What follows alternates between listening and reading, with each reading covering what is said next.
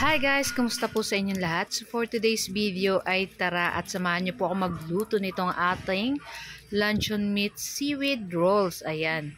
So para maiba naman po, para hindi laging prito yung ating luncheon meat. So ito yung ating lulutuin for today para sa ating ulam. Syempre hindi lang to pwedeng pang ulam, pwede din po itong pang merienda.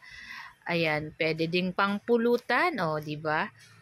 At syempre napakadali lang naman po nitong gawin at syempre hindi naman po ganun kamahal yung ating mga gagamitin. So kung wala po kayong luncheon meat, pwede nyo rin pong itry yung ating meatloaf para medyo mura-mura. So yung gamit natin dito is Pure Foods na ang flavor is barbecue. So gagamit din tayo ng chicken corn na soup. Ayan.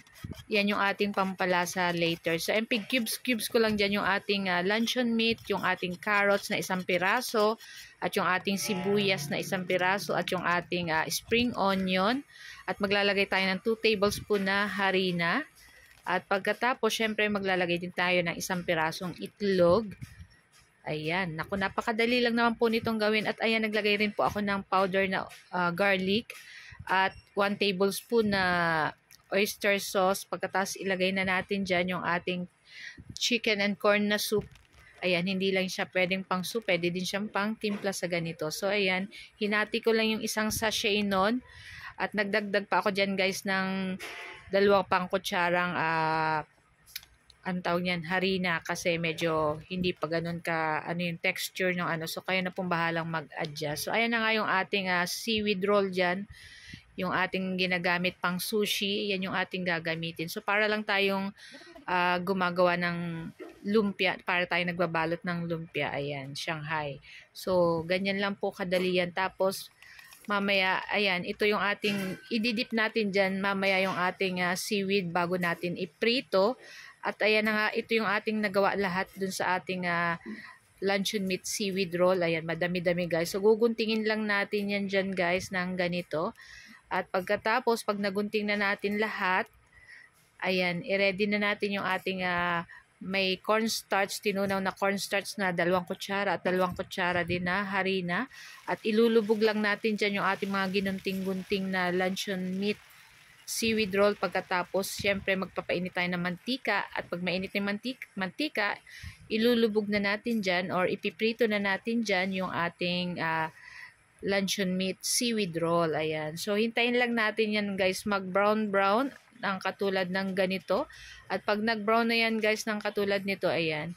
Siyempre, binaliktad-baliktad ko pa din yan. At pag talagang sobrang golden brown na siya, ayan, pwede na rin natin yan dyan guys. Ahunin. Ako, try nyo po ito guys. Nako, check na magugustuhan ito ng inyong mga anak. At napakasarap nito. Siyempre, pwede nyong isawsaw sa ketchup or sa sweet chili sauce or mayonnaise, so kayo na pong bahala.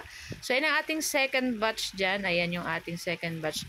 Sa isang marami po tayong nagawa sa isang lata lang ng luncheon meat, diba? Marami na ang makakain.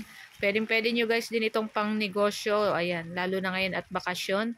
Pwede nyo itinda to sa labas ng bahay nyo. At nako, syempre magugustuhan naman ito lahat ng mga kakain nito. Talagang masarap naman guys. So pwede rin kayong gumawa ng sauce nito, itong pang sa mga fishball, yung matamis. Ayan, bagay na bagay po yan dito. So ayan na nga, at luto na rin to guys.